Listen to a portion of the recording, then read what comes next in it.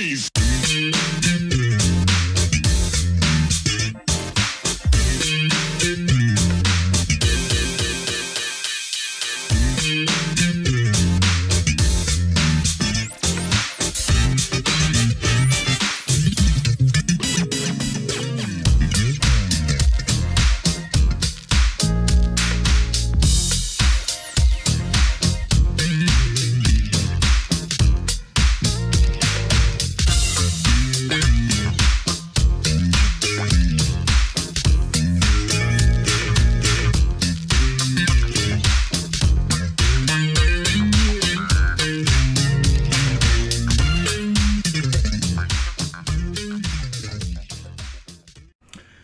Hey, I'm joined again by the one and only Wardell Potts. We had some unfinished business when we last convened, and so we're hoping to knock that out this time. Welcome back. Thank you. Nice to be back. We want to talk and do justice to some of the other artists that you worked with, Wardell. So one thing I wanted to ask you at the top was, you've done so many things, and we talked extensively about your drumming, and your musicianship and some of your production, but you've also done a lot of writing. Is there one part of that that gives you more fulfillment than another?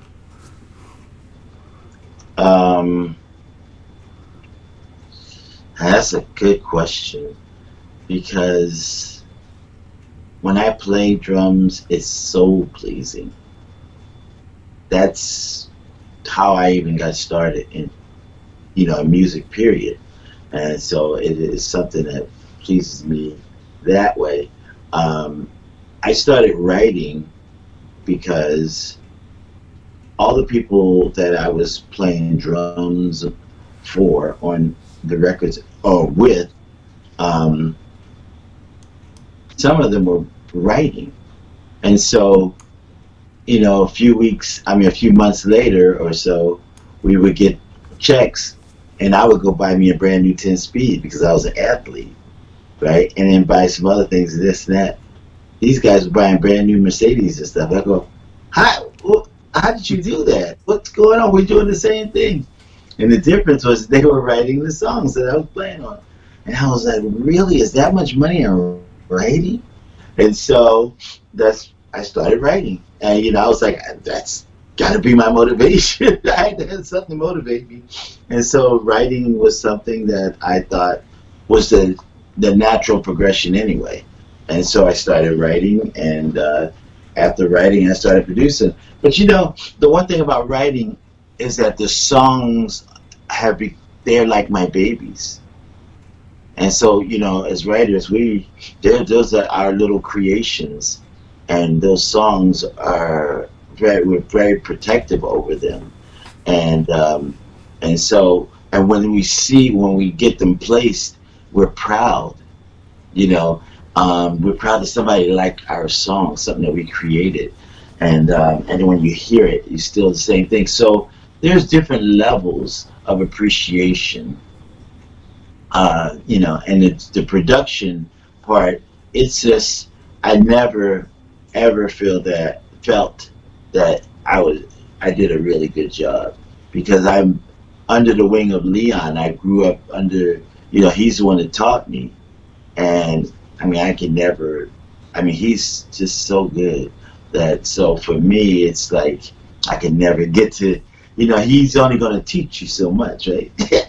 The teacher is not going to teach you all his tricks, but there's some things that naturally that Leon Sylvers had as a producer that I never had, and those skills are just, I admire them and I love them, and so still to this day, Dynasty, my group, is about to have Leon work on some stuff for our new record, because we know that he's the guy. He's going to bring that special magic. Yes, yeah. Absolutely. So. What is your process for writing, though? Do you often start on drums, since that's where you come from, or do you start on another instrument, or start with lyrics, or what's your process? For writing, I start normally with just hitting the piano, and That's the normal way that I normally start. But sometimes I will just hear a melody in my head, and I'll start singing it, da da da da da da da da da, and then I run to a piano and try to play underneath it and try to figure out what am I singing, and try to bring it all together and try to create a song from it. So there's different approaches to writing, but the way that I normally write is if I just say, I need to write a song. If I'm saying that from scratch, I'll go to the piano and start playing it. Drums that's just an element, but as a writing, I need to have the foundation of what this song is, and so it starts from the piano, the foundation of music. And do these ideas generally just kind of flow into you, or do you sometimes press to come up with something? Sometimes I'm dreaming, and I'll have a song in my dream, and I have to pull it out. Because I know sometimes when I'm dreaming, and I go, oh, I like this song, and so when I really start liking this song, I know that I'm in this dark space, this place, I gotta figure out how to get out of this dream and bring this song with me. I gotta wake up. It's really weird. It's because it's happened, way too many times. And sometimes I remember those times when I would like the song, but I didn't think about that I was in a dream. And then when I woke up, the song wasn't there. And I go, oh man.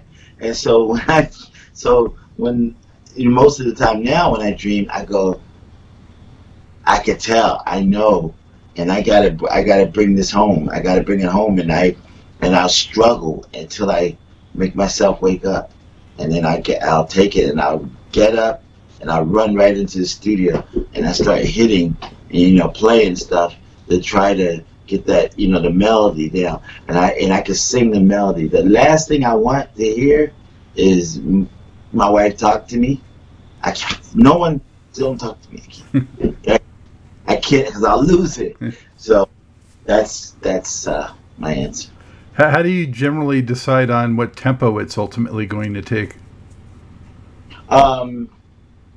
That's the feeling part, So after I get the writing, the idea of the chord structure, and the melody stuff, it starts to make its way as you go on, and then you start, just tweaking as you go. So you can feel like if it needs to be a little faster, or if you want it to slow it down, or if it's just right, but normally, whatever the tempo is that I'm hearing already, because you hear the tempo in your head when you're singing it, and so I just program the beats per measure to what my thought is right then, and then sometime later I will change it or not. Well, it worked quite a bit for you, which is to the benefit of us all as music lovers. And I find it interesting that while you were still at Solar, you were allowed to kind of reach out and work with other acts that weren't on Solar. So, like you had mentioned, I think that while you were still there, you worked some with Janet Jackson and some others, right? How did that get enabled, and was that something that Dick Griffey was fine with? And well, I wasn't signed to Solar. I was signed as a writer, a creator. I was signed to Leon's company, Silver Spoon Productions. Leon's company worked for Solar. So, and this is as writers and producers. So we were able to do whatever else Silver Spoon Productions was doing. So the agreement between Leon and Dick had to be that, whatever, because, once we started this thing with Solar and the records were going like crazy, up the charts like crazy, other companies were calling, and Leon had to then create a company for them to come to. And that was Silver Spoon and Silver Spoon Productions. And we were producers and writers at that point. All right. Well, that sounds like it was pretty heads up on Leon's part. So he's got some business savvy as well as the production and all the other talents. Yeah, yes. It's you know, I mean, I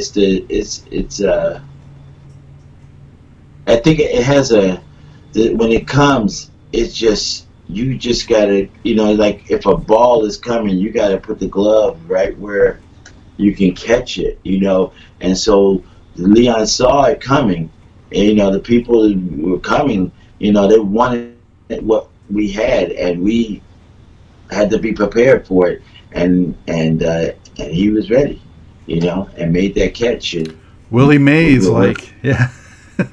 Yeah, we did Whitney Houston as well, and you know, there was a lot when she auditioned for us. Well, it wasn't literally for us. She was auditioning for Clive Davis, and we were invited to the audition in a little tiny club in Hollywood, and her cousin was there. Dionne Warwick was there. I had a crush on Dionne Warwick, you know, like she was a big time star right there all my life. I was like, oh my goodness, I love this woman's voice. I was just so crazy about her. And so we're there, my attention was the whole time on Dionne Warwick. And Whitney was this young little girl, got up and she sang, and she really did really good. She did a great job. I mean, you know, and so I was stuck on Dionne the whole time. So, but yeah, and so we met with so many different artists. We worked with so many different artists. Did you get to speak with Dionne? Yes. Okay. Got a kiss. Oh wow. Yes, on the cheek. I kissed on the cheek. But you know, but then, yeah, it was just a lot of artists that started coming through, and we just had a really good time. We unfortunately didn't get a chance to work with Marvin Gaye, who we were supposed to work with, but because of, you know, the things that he was getting involved in, you know, we were in the studio waiting, but he was too busy to actually do his part. Wow. And so I'm turning it a negative. It was just that for me it was a positive, just to be able to have the chance to work with him, and it just was that close, but you know, something got in the way, and yeah, we lost him. So. We still worked with some great talents. You know, one I want to mention is Evelyn Champagne King, who was on this show recently, and you guys did that record that had Shakedown, which is an all-time favorite funk jam of mine, from, you know, that sort of, you know, if you solar formula, you know, and Leon's touch. What do you remember about those sessions? Well, you know, I want to tell you another story, but you know, let me, you know, those sessions were great. We were out in the valley, and you know, we were starting to really feel we're special. Like, you know, like, wow, you know, guys, this thing is blowing up, and you know, now we even got Evelyn Champagne King. I mean, and we were working with Glenn Jones at the same time, and it was just a lot of stuff going on. A lot of artists were working with the Spinners, and a lot of people were coming in the studio. In this one studio, we had this one studio, and recording all the time. I actually had a sleeping bag there. Never wasn't going home, because we were around the clock writing and producing, producing. And so that was a great thing. But the story that I want to share with you in regards to Evelyn Champagne King is this. My father in 1988 passed away, and so I somehow, Kashif and I were on the phone, and Kashif knew that I was coming to Philadelphia, and so he said, "Can you stop by here first before you go to your dad's funeral?" And I said, "Sure." And so I got on a plane and went out there to take my family there to New York, and they stayed in the hotel, and I went over to Kashif's his apartment, beautiful apartment. Whoa. And we were just talking, and he said, "Wardell, I just wanted to share with you that I really admired you guys. I've been checking you guys, the Solar stuff out for years. We were on the road together. He was he was the musical director, I think, for, who was that? Stephanie Mills. So, and we were doing a show with her, Shalimar. I was playing drums and stuff with Shalimar too. And that's when I met him. But he said that, I've been admiring you guys for a long time, and I just want to tell you I have something for you. And I was like, what's up? So he gave me an envelope, and I opened it up. It was a check for $5,000. And I go, whoa, what's that for?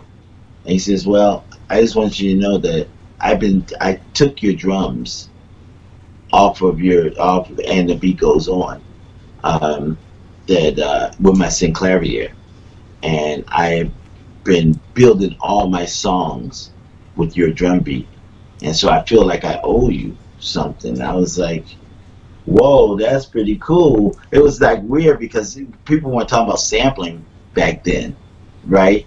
And so, but the synclavier would record it into its machine, and it was like the very expensive $25,000 keyboard, right? And so I was just like, okay, cool. And he says, I did the stuff I did, like Love Come Down for Evelyn Champagne King. That's your drum beat in there, and I put my set around it, but that's your drum. I was like, whoa. And so I just, that right there for me was just like, it was such a happy time for me. I just appreciated him. He made me feel good, even though I was going through a dark time in my personal life, losing my dad, And so I told him, thank you. I appreciated it. And then the check was written to a bank way up north somewhere. I know, way up there. And so my wife and I, we just got on the train and went way up, and like up in Maine, up there. And went up there, and I stayed up there, and I spent the money, and brought my wife stuff, and just had a good time. And so he just made it fun. That was a very nice thing for him to do. And I appreciate his integrity on that as well. Wow, so you already were part of Evelyn King's sound before you guys even went in and did her record. Yeah, before I even knew it. Right? Yes. So what a blessing. What a blessing. Yeah. Wow. Yes. The Shakedown track, though, always reminded me a little bit in its feel of like DMSR by Prince, that kind of like vibe, Yeah. And that's a Leon's production, Leon Sylvers. I mean, he, that was something that he made happen, period. And you mentioned so many greats, but also you worked with Gladys Knight, right? Yes. Gladys Knight was fun. As a matter of fact, I wrote a song on that album called "Do You Want to Have Some Fun" with Ricky Freeze, and yeah, we had a really good time. Now, this is the thing with Gladys Knight. We did all the music in LA, but the actual vocals were done in Vegas, where she lived. And so Leon went to do that with her out in Vegas. And it was a very interesting thing, because what we found out was that she was a one-take wonder. Like, she just go in the studio, sing that song down one time, and she's okay, next song. It was like, that don't happen often, right? People are like, okay, we got to, we're in the studio 5, 6, 7 different runs, and we still don't have what we want from the art, from the artist. But she was such a perfectionist and so good that she steadied, and so when she came in, she was ready. And so sometimes you just do a second take just to do it again. Can she do that again? And it's just like, yeah, she's wonderful. So wow. Yeah, that was a beautiful project. Yeah, she's one of my all-time favorite singers. I think to some extent she doesn't get quite as much recognition as your Arethas and your Shakas and some of them, mainly because she was with the Pips all the time. I don't know, but I think the difference is that so the Shakas and Arethas were the vocal gymnastics was everywhere, right? So they were all over the place, and the people could recognize that. But the producers, the record company execs, and people knew about this lady in the studio because they worked with her, and her professionalism was so powerful, and the way that she studied and got ready, it was just well known with all the producers. So it's about more of a behind the scenes kind of recognition. But in terms of her as an artist, everybody loved her. You know that. She's just a legacy artist that was just well loved. Mm-hmm. But when you get vocal gymnastics all over the place, like Luther and all those kind of people talk about that a little bit more. Yeah, a little more flash. Yeah, exactly. Yeah. You also worked with, you mentioned the Spinners, Brothers Johnson. What was your situation with them? That was really fun. I kind of, knew them. We hung out with them. Not a lot, but there were like moments of before we worked with them that we were, and we see each other in the studios, or they lived not too far from Kevin Spencer, and so we would see them and hang out and talk and stuff. But I have always admired them from afar because they were doing hits when I was back in Philadelphia. I was still a kid, and they were like doing hits. So for me, they were always like very special. But just really, it was just a wonderful opportunity to have been blessed with, I guess, to work with them. I really enjoyed doing the music. I wrote a song for them, and that was fun, and it's really funky. You keep me coming back. You keep me coming back. We need everyone to know that track. Yeah. Yeah, you keep me coming. Man, the way he's playing that bass though is just so crazy. So Ricky Freeze and I again got that one, and that was fun. Yeah, I think it was one of their best post Quincy tracks, right? Oh, thank you. Yeah. Yeah, I think it really helped rekindle some of that magic that they had shown so much with Quincy. Yeah, I really enjoyed them. I hope George is still out there performing. Yeah, I'm actually trying to get him on the show. Hopefully that'll come to fruition. Oh, it will. He loves talking about this stuff. And he's been with me a couple of times. I remember Kevin saying he was friends with Lewis. Yes, yeah, they were. Yeah. That's right. Quite a guy to show you how to play some bass. I'll say. Yeah. We talked about Jets you worked with, but you also worked with Five Star, another young group, right? Right. So the difference is that I produced the Jets, and got the opportunity to know them. But Five Star, they were in the UK, and so it's just they recorded one of my songs, a song that I wrote. So that's the difference. So I really wish I did get that hands-on kind of relationship with them, but unfortunately I didn't. But I do have over here the Starr right there, Between the Lines, platinum from the album that they had my song on. I was kind of wondering what happened to them. They hit it so big, and then I just stopped hearing about them. It's one of those things that happens in this business all the time. Yeah. Especially with those 80s and very early 90s acts. Yes. Yeah, you notice that the higher up the number it gets, the less of the length of the career, because they started getting into, as opposed to building careers, they were just getting to give me a good single. And so the albums, you know, careers were lasting a long time because you had lots of songs on the album, and now you're down to a single. Once your single is dead, your career is kind of dead. That's what it seems like is happening, and it's just kind of ugly. So you don't build careers anymore. You just got a couple of hit songs, and then you're gone, and that's sad. Because I just was with the Whispers, and they're like almost 50 years. Their career is just crazy. Yeah. Crazy. Yeah. Yeah. I hope somehow some of that comes back at some point. Yes. Also on here, I see that you wrote something for Tyka Nelson. Did you get to meet or interact with her at all? So I can't remember, but I do. Do you? Can you tell me what the name of the song is? Be Good to Me. Oh yeah. So that song I wrote it when I was at A&M Records. Is under Almo Irving. Brenda Andrews was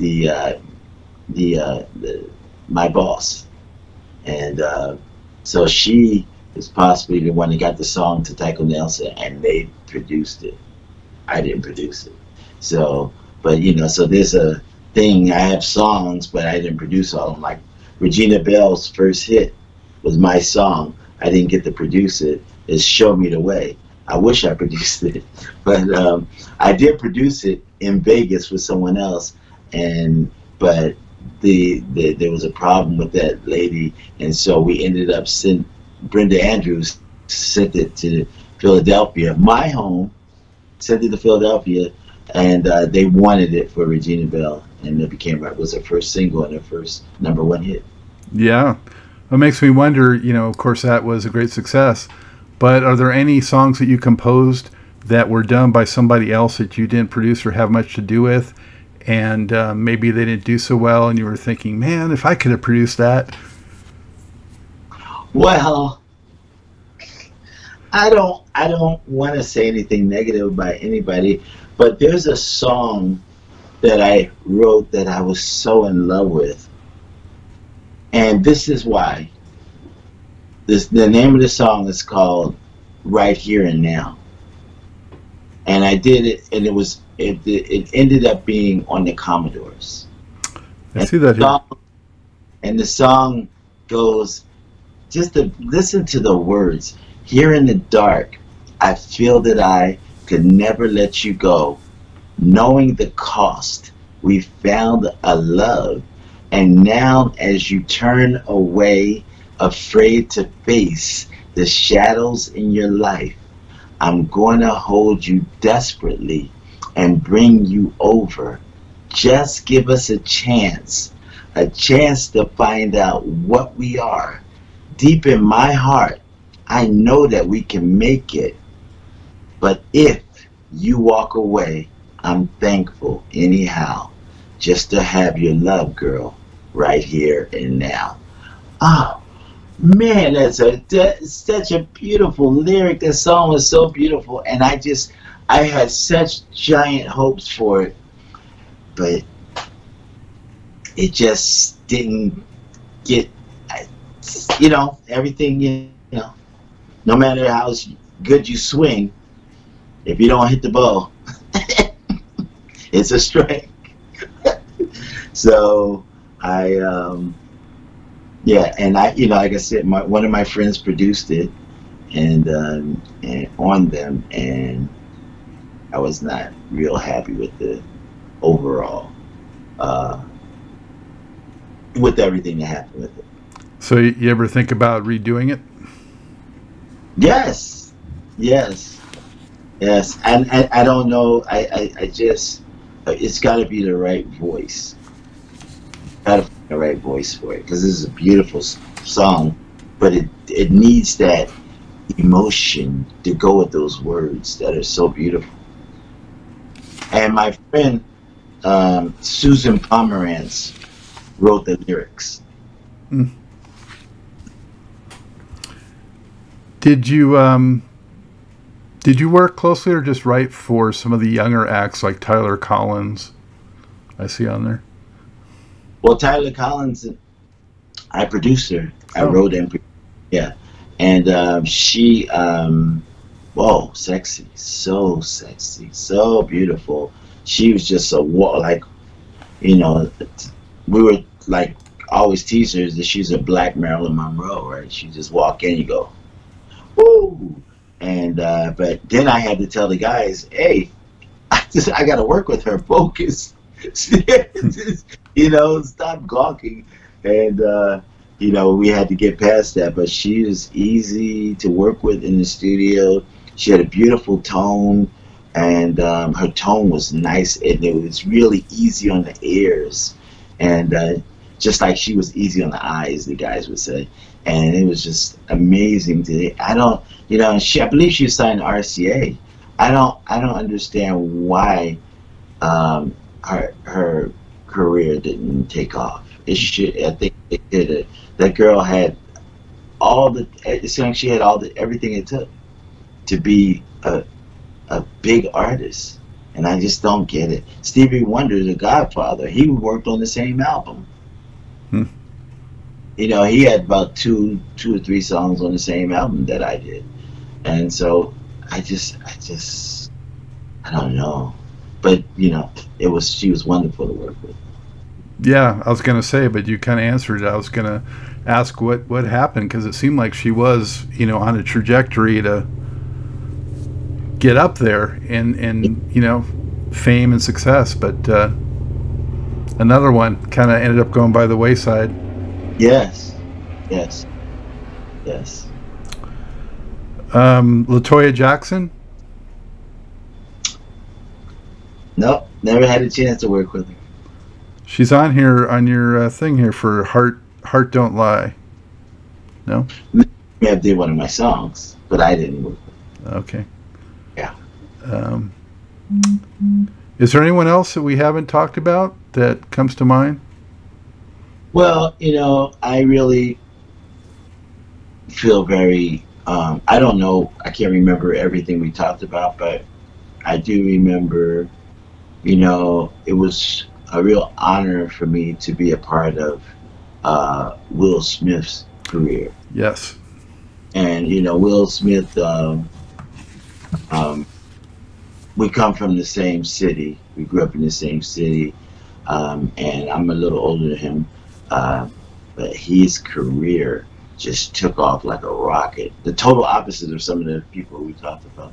And for him to want to use one of the songs that we did for the Whispers and The Beat Goes On, and have it on his record called I'm Going to Miami. He made that the foundation of his song. We were just really honored. And so I have see it right there, the Wilson. Can you see it? Yeah, with this cassette tape and the CD. Yeah. Yep. Yeah. And but it's I think it's like 7 times platinum. Is that all? You know how Will does it, right? He always does it big, right? Yeah. Wow. So, yeah. So, good. Did you have any other major, you know, sampling or repurposing successes that rival that? Not me. I'm waiting for that to happen. But for me, as far as, you know, my songs are concerned, but Dynasty has Adventures in the Land of Music they sample it all the time. And it's just like, whoa. I mean, it's on so many rappers are using that song, and now you got people singing the song, and it's just, it's you know, I mean, I love it. Were you cool with the sampling thing from the get-go, or at first were you like, wait a second? Yeah, I was not happy at all. Not happy at all. No one was, because you weren't getting your credits. They were just taking advantage of, you know, your creativity, your babies. Remember, I said those are our babies, and you know, just taking my baby and running with it. No, it's a violation. But then, you know, the law finally caught up and started putting things in perspective, and it's all good now. Excellent. So before we wrap this up, Wardell, do you have any advice for aspiring songwriters? I want to tell you guys that, like, when I say my songs are my babies, your songs are your songs. With the song comes publishing. So you have your songwriters royalties and you have your publishing royalties. They all come from that same song. You own your writers and your publishing royalties until you give it away. No one can make you give it to them. No one can take it. The only way they can get it is if you sign a piece of paper and say you can have it. But trust me, it is not something that you want to give away, because it's something that you will pass down. If you get blessed enough that you have a hit song with it, it will pass down to generation to generation to generation, and that will be your legacy. So hold on to your publishing, unless someone's going to give you a lot of money for it. And just know that the laws have changed, that after they only, if you sold your publishing already, the laws have changed in 1978, and no one's allowed to keep your publishing. They get to keep it for 35 years, which is a long time, but it's already come back around for me. So those 35 years, you just take care of yourself. I don't know where you might be in it right now, but you have the opportunity to get that back. And you just have to send them, you can go get a copyright recovery attorney and then have them to send a letter saying that, you just have to give them a notice 2 years prior to the 35 years saying that you are going to be recovering your publishing. They might say, well, we want to keep it because we love it. How much money do we want for it? If you need the money, that's there. But if you don't need the money and you just want your publishing back because you want to let your family, your children, and your children's children live off of it, that's your choice.